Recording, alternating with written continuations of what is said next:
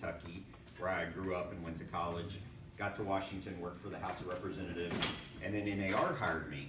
So I'm working at NAR. I ended up being there 13 years, but I was one of the lobbyists, and we divided by state delegations.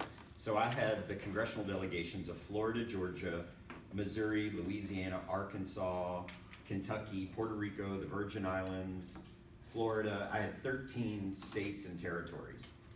So the National Association of Realtors had created the International Real Property Foundation, and when it was created, it was the Eastern European Real Property Foundation, and it was created to help emerging democracies where no one had ever owned property before. And I was fascinated by this whole concept of sending realtors who volunteered their time to these emerging democracies and helping them create a system of title and purchase where before there had maybe been bartering or the government owned everything because they were communist countries.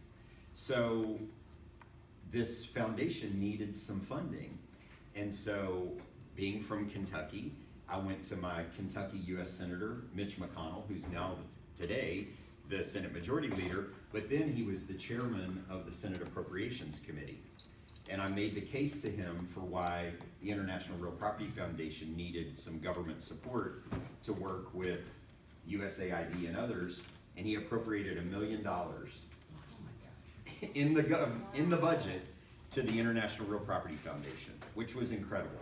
So Norm Flynn, past president of NAR, was the chairman of IRPF, the International Real Property Foundation, and he said, "You're going with me on a trip." So I went with him to Brazil and Argentina. I was able to talk to realtors in those countries about advocacy because I had been your advocate all these years, but there was this great connection between advocacy and global and economic development.